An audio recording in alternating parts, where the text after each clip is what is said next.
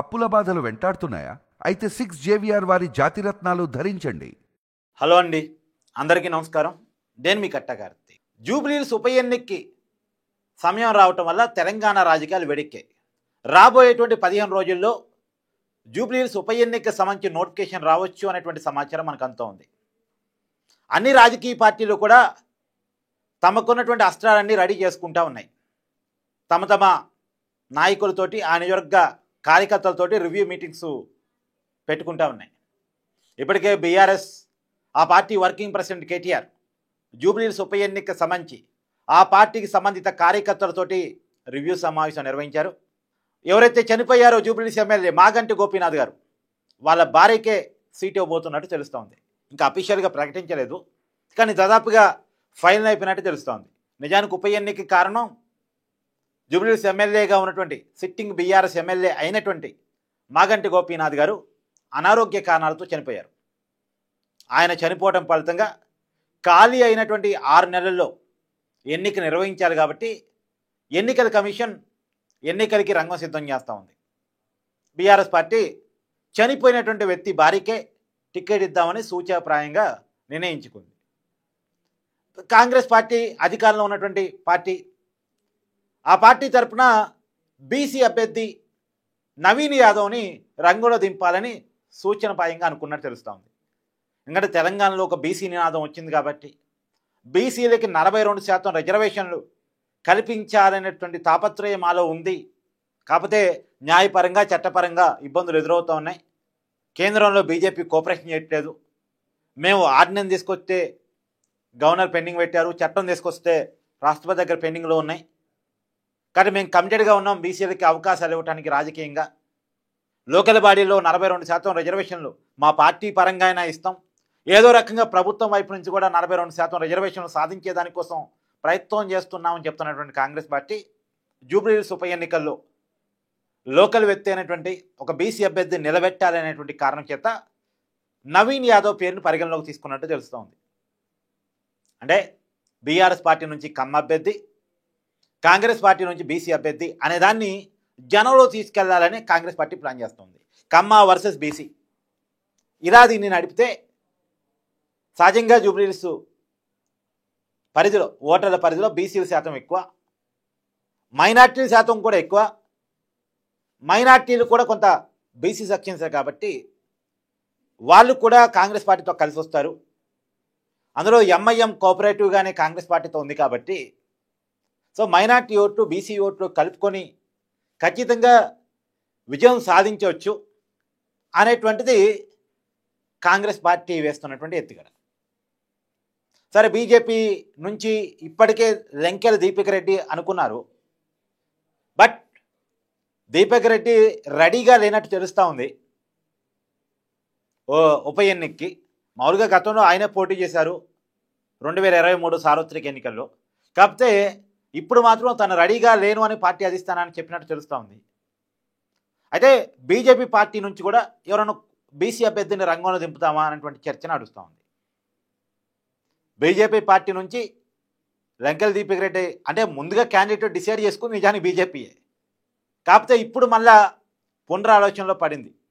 కారణం దీపక్ రెడ్డి కూడా రెడీగా లేకపోవటం, Congress party BC game plan పెట్టడం వల్ల మనం కూడా బీసీ గేమ్ ప్లాన్ పెడదామా అనేటువంటి ఆలోచనలో బీజేపీ పార్టీ ఉన్నట్టు తెలుస్తుంది. అంటే బీజేపీ బీసీ అభ్యర్థిని పెట్టి, కాంగ్రెస్ బీసీ అభ్యర్థిని పెట్టి, టీఆర్ఎస్ ఎవరైతే చనిపోయారో వాళ్ళ కుటుంబానికి ఇస్తే, రాజకీయంగా కాంగ్రెస్ అనుకునేది ఏంటంటే ఇది బీసీ వర్సెస్ కమ్మగా నడపాలి అని. బీఆర్ఎస్ అనుకునేది ఏంటంటే అభివృద్ధి వర్సెస్ వినాశనంగా దీన్ని ఎన్నికలు నడపాలి అని.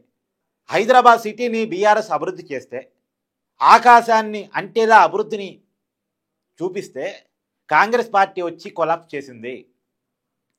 ఇవాళ కాంగ్రెస్ ప్రభుత్వం వచ్చిన తర్వాత హైదరాబాద్ అభివృద్ధి కొలాప్స్ అయింది. రెండోది, హైదరాబాద్ సిటీ పరిధిలో, జిహెచ్ఎంసీ పరిధిలో కాంగ్రెస్ పార్టీకి బలం తక్కువ, అందులో జూబ్లీహిల్స్ పరిధిలో చాలా తక్కువ. ఇప్పుడు ఆ పార్టీ నమ్ముకొని ఉందల్లా మైనార్టీ ఓట్లే, ఎంఐఎం అనుకూల ఓట్లు. ఎంఐఎం ఎవరికి చెప్తే వాళ్ళకి ఓట్లేస్తారు. ఆ ఓట్ల మీదనే ప్రధానంగా కాంగ్రెస్ పార్టీ నమ్ముకొని ఉంది. అది కాక బీసీ ఓట్లు కలుపుకుంటే ఏదో రకంగా గట్టెక్కొచ్చు. వన్స్ జూబ్లీహిల్స్ ఎన్నికల్లో కనుక కాంగ్రెస్ పార్టీ గెలిచింది అంటే మా మీద యాంటీ లేదు, ప్రజల్లో అనుకూలత ఉందని చెప్పుకోవడానికి అవకాశం ఉంటుంది. ఇప్పటికే మొన్న జరిగిన పార్లమెంట్ ఎలక్షన్ టైంలో సికింద్రాబాద్ కంటోన్మెంట్ ఎమ్మెల్యే స్థానాన్ని కూడా బై ఎలక్షన్ జరిగితే అది రిజర్వ్డ్ స్థానం, అక్కడ కాంగ్రెస్ పార్టీ గెలవగలిగింది. అంటే బీజేపీ నాయకుడు అయినటువంటి శ్రీ గణేష్ని కాంగ్రెస్ పార్టీలో చేర్చుకొని అతనికే టికెట్ ఇచ్చి అతనికి కొంత క్రెడిబిలిటీ ఉంది, కాంగ్రెస్ చేతుల్లో అధికారం ఉంది, కొంత రిజర్వేషన్ ఓట్లు కాంగ్రెస్ పార్టీ రాకుగలిగింది. ఆ పార్లమెంట్ ఎన్నికల్లో నిజానికి బీఆర్ఎస్ కూడా కొంత గ్రౌండ్ వదిలేసింది. అన్ని కారణాలు కలిసి వచ్చేసి ఆనాటికి కాంగ్రెస్ పార్టీ సికింద్రాబాద్ కంటోన్మెంట్ స్థానాన్ని గెలవగలిగింది. ఇప్పుడు జిహెచ్ఎంసీ పరిధిలో, హైదరాబాద్ నగర పరిధిలో కాంగ్రెస్ పార్టీకి ఏదైనా సీటు ఉందంటే అది సికింద్రాబాద్ కంటోన్మెంట్ స్థానమే. కాబట్టి ఇప్పుడు జూబ్లీహిల్స్ కూడా గెలిస్తే కాంగ్రెస్ పార్టీకి నగరంలో గ్రిప్ వచ్చిందని మనం అర్థం చేసుకోవాలి. అందులో రాబోయే జిహెచ్ఎంసీ ఎన్నికలు చాలా ప్రతిష్టాత్మకంగా ఉంటాయి. నిజానికి కాంగ్రెస్ పార్టీ అధికారంలో ఉన్న పార్టీగా జిహెచ్ఎంసీలో పోటీ ఇవ్వకపోతే బాగోదు. ఇప్పుడు కాంగ్రెస్ పార్టీ జిహెచ్ఎంసీలో పోటీలు ఇవ్వాలి అంటే నగరంలో కూడా బలం ఉందని చూపించుకోవాలి. బలంలో నగరం ఉందని చూపించుకోవాలంటే జూబ్లీహిల్స్ బై ఎలక్షన్లో గెలిచి తీరాలి. మామూలుగా మనం ఏమనుకుంటాం, అనుకున్న సర్వేల ప్రకారం కూడా హైదరాబాద్ నగర పరిధిలో జిహెచ్ఎంసీ ఎన్నికలు జరిగితే బీజేపీ వర్సెస్ బీఆర్ఎస్గా పోటీ ఉంటుంది, కాంగ్రెస్ థర్డ్ ప్లేస్కి పోద్ది అనేది నా సర్వే. నేను గతంలో కూడా చెప్పాను, కట్టాకార్తి ఛానల్లో కూడా ఇచ్చాను నేను. బట్ దాన్ని మార్చుకోవాలి అంటే కాంగ్రెస్ పార్టీ జూబ్లీహిల్స్ బై ఎలక్షన్లో మంచి పర్ఫార్మెన్స్ చూపించారు. నిజానికి బీజేపీ పార్టీ డల్ అయింది. నేను సర్వే చెప్పిన నాటికి ఈనాటికి బీజేపీ పార్టీ డల్ అయింది. బీజేపీ పార్టీగా జనాలు సింపతిగా ఉన్నా దాన్ని క్యాచ్ చేసుకునే పరిస్థితుల్లో బీజేపీ నాయకత్వం లేదు. బీజేపీ నాయకత్వం కార్యక్రమాలు తీసుకోవటంలో, ప్రజలను ఆకట్టుకోవటంలో, ప్రభుత్వ వ్యతిరేకతను తమకు అనుకూలంగా మలుచుకోవటంలో బీజేపీ పార్టీ కొంత ఫెయిల్ అవుతుంది. మరి బీఆర్ఎస్ పార్టీ ఏమైనా అగ్రెసివ్గా వెళ్తున్నారు, బీఆర్ఎస్ పార్టీ కూడా అటు ఇటుగా వెళ్తుంది. ఉన్నంతలో బెటరు బీజేపీ పార్టీ కంటే బీఆర్ఎస్ పార్టీ కొంత బెటరు. నాకున్న అంచనాని జూబ్లీహిల్స్ బై ఎలక్షన్స్లో బీఆర్ఎస్ పార్టీకి ఆధిక్యత కనపడుతోంది. ఇప్పుడు కమ్మా వర్సెస్ బీసీ పనికొచ్చి మైనార్టీ ఓట్లు మొత్తం ఎంఐఎం సహకారం ద్వారా కాంగ్రెస్ పార్టీకి వేసుకోగలిగితే చెప్పలేం, కానీ కాంగ్రెస్ పార్టీ మీద జూబ్లీహిల్స్ పరిధిలో ఎక్కడ చూసినా ప్రభుత్వం మీద ఒక నెగిటివ్నెస్ ఉంది.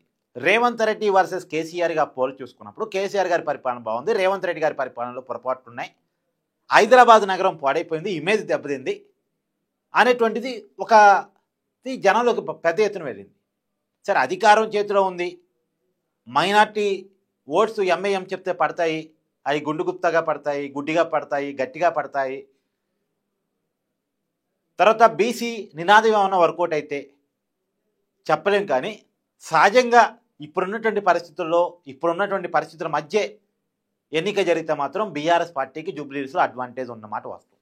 మరి తనకున్నటువంటి అవకాశాన్ని బీఆర్ఎస్ పార్టీ ఏ మేరకు వాడుకోగలిగింది? కమ్మా వర్సెస్ బీసీ నినాదాన్ని కనుక కాంగ్రెస్ పార్టీ తెర మీద తీసుకొస్తే ఆ నినాదాన్ని బీఆర్ఎస్ పార్టీ ఎలా ఎదుర్కొంటుంది? ఇది రాబోయే కాలంలో చూడాలి. పరిస్థితులు ఏ రోజుకి ఆ రోజు మారుతూ ఉంటాయి. ఆ రాజకీయ పార్టీలు వేసే స్ట్రాటజీలను బట్టి, ప్రజల ఆలోచనని వాళ్ళు ప్రభావితం చేయగల స్థాయిని బట్టి ఎప్పటికప్పుడు మూడ్స్ మారుతూ ఉంటాయి. ఎలక్షన్స్ అంటే ఈ రోజు ఉన్నదే రేపు ఉంటుందని కాదు, రేపు ఉన్నది ఎల్లుండి ఉంటుందని కాదు. ఈ రోజు ఉన్నది మాత్రం బీఆర్ఎస్కి అడ్వాంటేజ్గా ఉంది. బీఆర్ఎస్ పార్టీ గట్టిగా పనిచేయగలిగితే, వర్కౌట్ చేసుకోగలిగితే, కాంగ్రెస్ పార్టీ స్ట్రాటజీలని తిప్పికొట్టగలిగితే, అధికారంలో కాంగ్రెస్ పార్టీ ఉంది, కాంగ్రెస్ పార్టీ వెనకాల ఎంఐఎం పార్టీ ఉంది. కాబట్టి దీన్ని ఎదుర్కోగలిగితే ఈ బీసీ నినాదం, అధికారం, వెనకాలన్న ఎంఐఎం ఓట్ బ్యాంక్ని సరిగ్గా కనుక హ్యాండిల్ చేసి సరైన స్ట్రాటజీలతో కనుక బీఆర్ఎస్ పార్టీ ఎదుర్కోగలిగితే బీఆర్ఎస్ పార్టీకి విజయావకాశాలు ఉన్నాయి. మరి ఆ పార్టీ ఏ మేరకు వాడుకోగలిగిద్ది అనేటువంటి చూడాలి. క్లియర్ కట్ ఎడ్జ్ ఉంది, మళ్ళీ ఏమి గుడ్డిలో మళ్ళీలాగా గెలిచిద్దని పరిస్థితి కూడా కాదు. నాకున్న సమాచారం మేరకు చాలా క్లియర్ కట్ మెజార్టీనే బీఆర్ఎస్ పార్టీ వైపు ఉంది. మంచి మెజార్టీతో కూడా బీఆర్ఎస్ పార్టీ గెలవడానికి స్కోప్ ఉంది.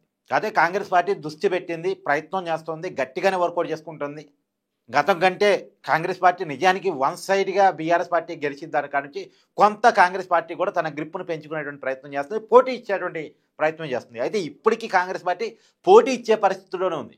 గతంలో కాంగ్రెస్ పార్టీ జూబ్లీహిల్స్ పరిధిలో పోటీ ఇచ్చే పరిస్థితి కూడా లేదు. ఆ స్థాయి నుంచి బీఆర్ఎస్ పార్టీకి పోటీ ఇచ్చే స్థాయిలో కాంగ్రెస్ పార్టీ ఎదగలిగింది. ఈ పోటీ ఇచ్చే స్థాయి నుంచి ఓడించే స్థాయికి పెరిగిద్దా లేదా, రాబోయే కాలంలో కాంగ్రెస్ పార్టీ స్ట్రాటజీలు ఏ మేరకు వర్కౌట్ అయితే నిజంగా బీసీలందరినీ ఆకట్టుకోగలిగిద్దా లేదా, మైనార్టీ ఓట్ బ్యాంక్ అంతా తమ వెనక ర్యాలీ చేసుకోగలిగితే లేదా చూడాలి. నిజానికి హైదరాబాద్ మైనార్టీలు బీఆర్ఎస్ని ఇష్టపడుతున్నారు. వాళ్ళు ఎంఐఎం గీతలో ఉంటారు కాబట్టి కాంగ్రెస్ పార్టీ ఓట్స్ పెట్టుకోవడం తప్ప, అదొక్కటి మనం మళ్ళీ క్యాలిక్యులేట్ చేయాలి తప్ప, మామూలుగా హైదరాబాద్ మైనార్టీసు కేసీఆర్ వర్సెస్ రేవంత్ రెడ్డిలో కేసీఆర్ వైపుకు చూస్తున్నారు. కేసీఆర్ పరిపాలన బాగుందనేది వాళ్ళ ఆలోచన. కాబట్టి మరి చూడాలి. ఎంఐఎం తన అవసరాల కొద్దీ ఇప్పుడున్నటువంటి ప్రభుత్వంతో కొంత లాలుచిగా పనిచేస్తూ ఉంది. వాళ్ళు ఎవరు అధికారులు ఉంటే వాళ్ళతో ఉంటారు. కేవలం ఎంఐఎం సహకారం, మైనార్టీ ఓట్ బ్యాంకు, బీసీ నినాదం కనుక వర్కౌట్ అయితే కాంగ్రెస్ గెలవటం తప్ప, అది వర్కౌట్ అయితే చాలా క్లియర్ కట్ మెజార్టీతో బీఆర్ఎస్ పార్టీ గెలవగటానికి స్కోప్ ఉంది. దాదాపు 45% ఓట్ బ్యాంకు స్టిల్ జూబ్లీహిల్స్ పరిధిలో బీఆర్ఎస్ పార్టీ వెనకాల ఉన్నట్టు నాకున్న అంచనా. ఒక 30% వరకు కాంగ్రెస్ పార్టీతో ఉంటుంది. ఒక 15-20% బీజేపీ పార్టీతో ఉండొచ్చు. మిగతాది కొంత న్యూట్రల్. అది ఎటైనా మారచ్చు, ఎటైనా మారటానికి స్కోప్ ఉంది. అంటే ఇప్పుడు దాదాపు బీఆర్ఎస్ పార్టీకి కాంగ్రెస్ పార్టీకి మధ్య 15% గ్యాప్ కనపడుతుంది. చిన్న గ్యాప్ కాదు, చాలా పెద్ద గ్యాప్ కనపడుతూ ఉంది.